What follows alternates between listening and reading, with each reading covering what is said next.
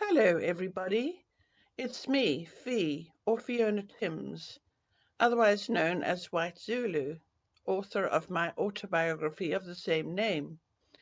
And I welcome you all to another chapter of my book. I do hope you're all enjoying my life story, and I must thank all of you for being such dedicated subscribers, especially those who have written such complimentary comments below my videos. They are much appreciated. I would like to point out that the previous South African flag hanging on the wall behind me is not a political statement. It is simply a piece of history in the background of my first 50 years of my life, being born and growing up in my beloved mother country, South Africa. My autobiography, White Zulu, is not a political commentary, and frankly describes my experiences of growing up with the Zulu tribe as my family. That flag is simply a piece of cloth signifying the history of South Africa. It was originally used by the Union of South Africa from 1928 to 1961, and later the Republic of South Africa until 1994.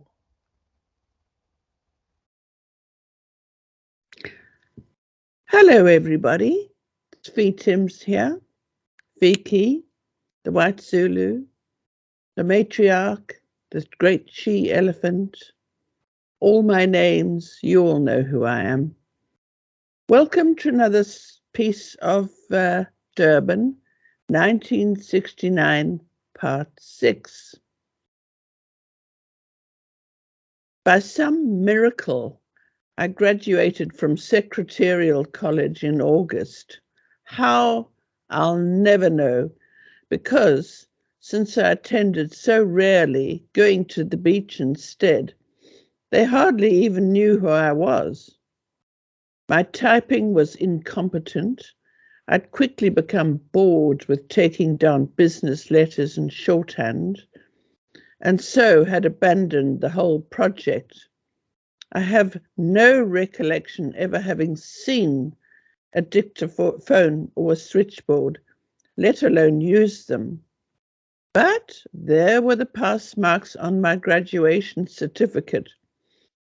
I can only assume that the college rubber-stamped all the end-of-year exams as passed, since nobody could be dumb enough to fail such an undemanding course. To my surprise, in spite of my lack of experience, and purely due to the fact that the interview didn't require any sort of test of my actual ability to do the job, I was employed as a receptionist / switchboard operator / typist for a small firm of chartered accountants. It was my first and only job interview, and the senior partner was a large, jovial man. He ran an approving eye over me. I was wearing a snug-fitting, pale rose-coloured cashmere twin set bought for me by my mother during one of her recent trips to London, and which clung to and clearly accentuated my D-cup breasts, and a very plain black and white fine houndstooth pleated skirt, the hemline just above the knee of my long, slim legs, now clad in the sheerest pantyhose.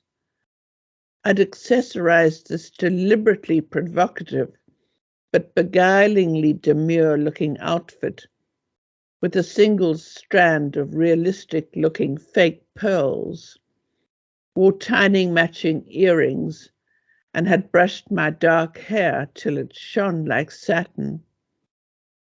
I contrived to present myself as the perfect little secretary and sat primly on a chair in front of his vast empty desk, silky knees and feet in their black court-heeled shoes pressed neatly together. My back was bolt upright and my chest well forward. What experience have you had as a secretary? He asked, as his eyes kept roaming back and forth from my face to my other attributes. None, I replied cautiously, lowering demure eyelashes to where my hands lay folded on my lap. But I'm straight out of college and passed all my exams, I said quickly, looking up at him again with my brightest smile. I'm sure you'll manage nicely, he returned my smile with a broad one of his own, clearly reluctant to drag his gaze, now helplessly fixed on my well-filled top, back to my eyes again. The job's not difficult. All you have to do is answer the switchboard, manage our clients' appointments at reception, and type balance sheets when it's quiet. I take it you can type accurately. We cannot allow any corrections on balance sheets. Oh yes, I nodded vigorously, not having a clue what a balance sheet was. Can you start straight away? He asked, and hired me there and then. As the old adage goes, the girl with the biggest boobs gets the job. Their offices were on the 9th floor of a glass and chrome tower block in the absolute centre of Durban. And the pay was abysmal at 90 Rand a month. But for the first time, I had a modicum of freedom from my parents' control. I'd spent almost a year at Nora House and couldn't wait to get away from the petty rules and, most of all, the curfew. My lifestyle changed fairly radically after I met Fred. And now I'm going to introduce Fred to you. Here he is.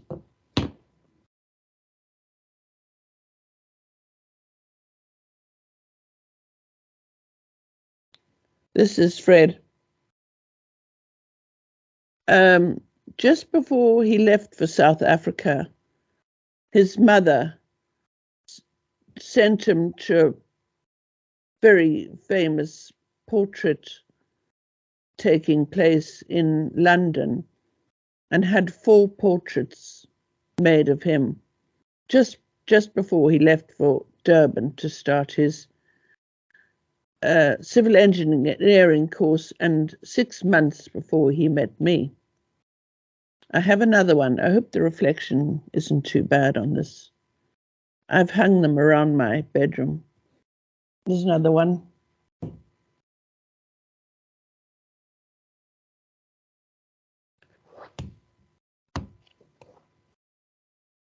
There he is. That's Fred, or was Fred. You can see those movie star good looks that he had. His hair was a deep, rich brown with auburn or gold lights in it. And he had hazel eyes and a flawless complexion. So that's the man I fell in love with and married.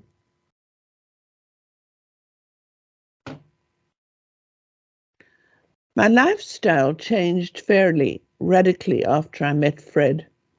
And now, apart from sporadic coffee meetings with my girlfriends at bedtime, I saw very little of the gang, and even then had nothing really exciting to tell or gossip about.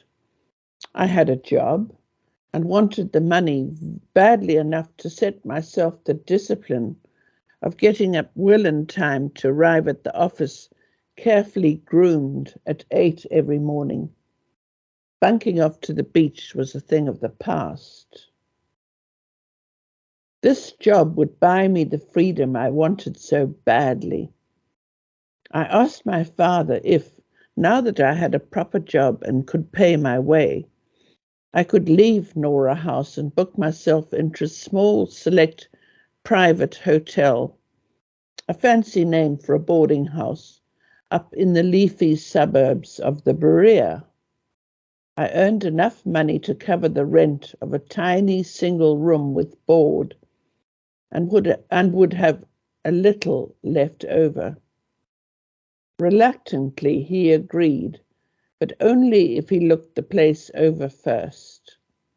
This he did on his next visit to Durban to play golf at the country club, and he nodded his approval. It seems a nice type of place for a private hotel, he agreed. He insisted that I would continue to receive some kind of small allowance, though. My father still had to have some hold over me, as he had done with my sisters before they got married. I rented the cheapest room in the place, paid a month's rent up front, and then set up an elaborate web of lies. I told the Indian switchboard operator there to tell my mother I'd already left for the office when she rang early at 6 o'clock in the morning, as she still so annoyingly continued to do, randomly once a week. She'd done this ever since I'd arrived at Nora House, to check up on me, I knew. Please tell my mother that she must ring me at the office from now on, I asked him. Then I rang Mum from the office and told her that since our rooms didn't have telephones, the switchboard operator at my boarding house didn't like it when I received phone calls. My room was at the furthest end of the building, and it meant he had to leave his desk at reception and walk all that way to call me to the phone in the foyer. If she wanted me, she could ring me at the office, because I was there at my own switchboard from 8 in the morning. But, I added, the directors don't like my receiving personal calls while I'm at work, unless you ring me in my lunch hour between 12 and 1 p.m, when, of course, I was always out getting myself a sandwich to eat in the sun on a park in the bench. No, on a bench in the park, or do a bit of shopping for clothes. And if Fred was in town at that time of the day, I'd join him at a delightful little Italian restaurant we'd found in Smith Street, an innovation in the 60s in Durban, where there were red and white checked tablecloths, melting candles stuck into empty green 2-litre glass wine bottles, the ones with a little round handle, and have a raffia basket type covering.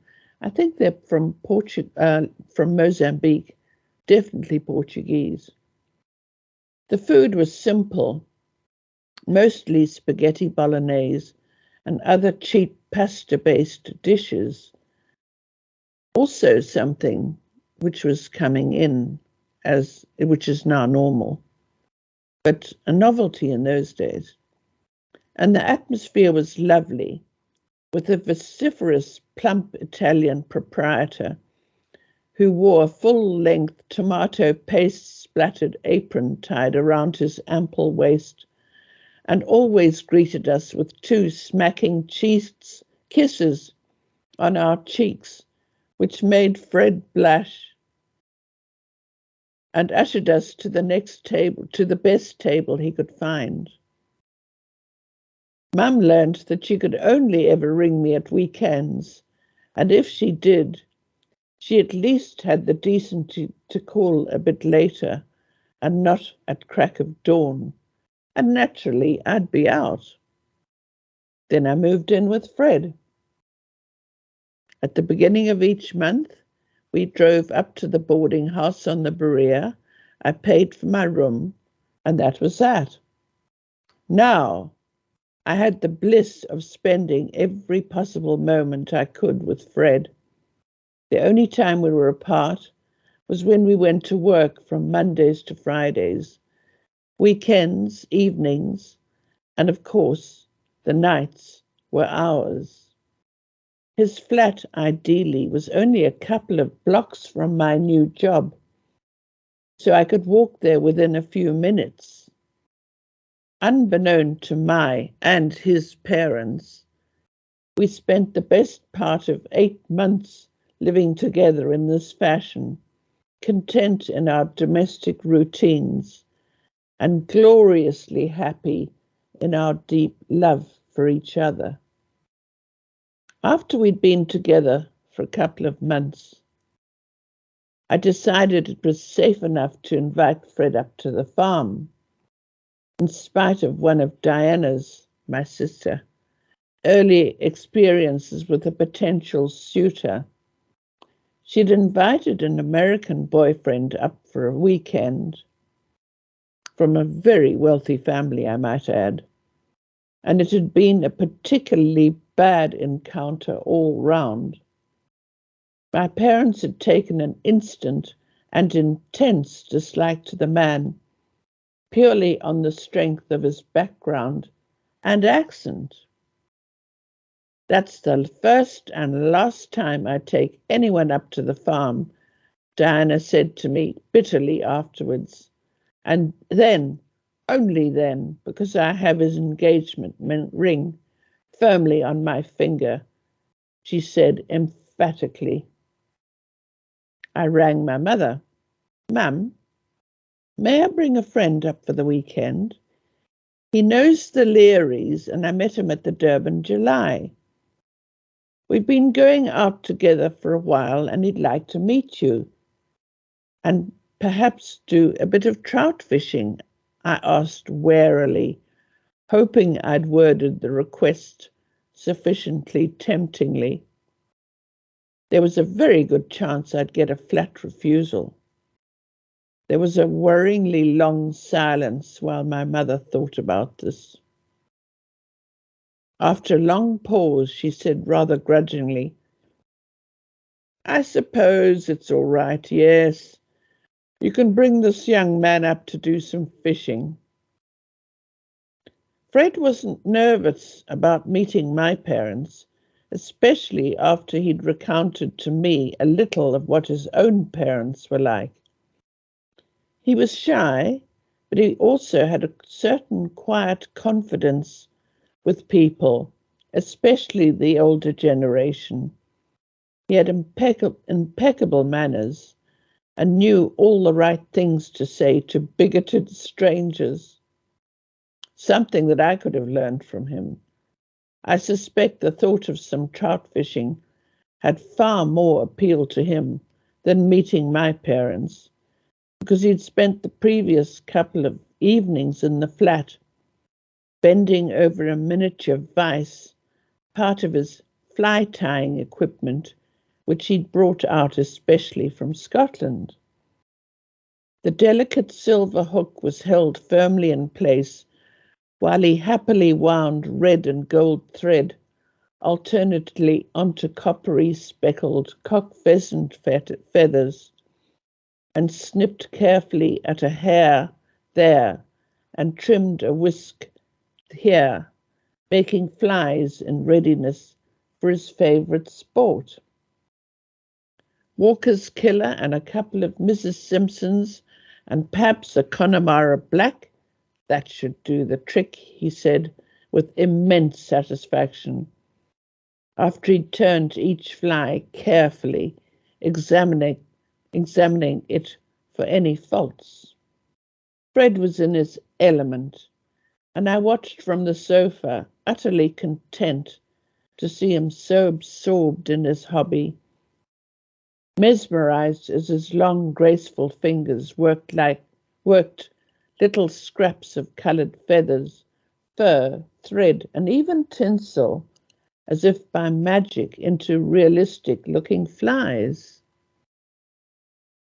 Mum and Dad adored him on sight, bowled over by his privileged status, especially after they'd finally managed to worm his background out of him. his Eton and Cambridge credentials, and entitlement to Glencruton Castle. His reluctance to discuss his pedigree made him all the more attractive to them. Eton was an even better school than Michael House, and the fact that Fred had been at Cambridge had my father in ecstasy and reminiscing about his wonderful days at Jesus College. Magdalen, Fred's alma mater, was quite acceptable as it was an even older, more revered college than Dad's. There was more to it than just liking his background, though. They liked Fred himself, his impeccable manners and acute shyness, his dry English humour, and how quick he was to tell funny stories at his own expense, making them laugh, won them over immediately. Mum had made an effort with the catering, and Masangu produced one delicious meal after another. Dad even left his newspaper lying next to his armchair unread, untouched even. He talked animatedly to Fred about Cambridge and the joys of living in the Scottish Highlands, with plenty of shooting and fishing. Normally, he'd briefly peer around his copy of the Natal Witness when introduced to one of our friends, either give a snort of disgust or at best a curt "how do you do" before resuming his reading, and after that we'd seen nothing of him, other than the back page of the paper, even though we were all in the same room. He couldn't be bothered with the niceties of making small talk with strangers unless he'd invited them himself. Even when Grand Southey, Mum's elderly mother, came up for her annual 3-week stay at New Forest to spend some time with Mum, her flight generously paid for by Dad after Grandpa Southey died and Gran had moved to a retirement home in Port Elizabeth, Dad would complain bitterly for several weeks before she arrived about having to entertain her for 3 solid weeks. He felt obliged to have his mother-in-law sent up as company for Mum, but not obliged to speak to her, so the newspaper went up and remained there for the 3 weeks Gran spent with them. Gran knitted new woolen socks for him, as she'd always done ever since he and Mum had met in the Air Force, darned holes in the old ones she'd made for him, and tried, unsuccessfully, to make conversation, as she and we'd all been brought up to do, while Mum beavered away in the garden. All you saw of her was her neat denim-clad behind, sticking out of a flower bed, and a cloud of weeds flying through the air, landing behind her on the lawn, where a garden girl stood disconsolately, raking them up into a pile as they hit the ground. That is all for the time being, and there's more to come next week. I would like to thank John Moslane for putting aside his Friday afternoons to help me produce these videos.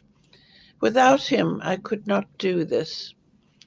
I would also like to thank Sean van Vuren for his sterling work in uploading my videos to my YouTube channel, adding the photos, as well as managing my channel so professionally.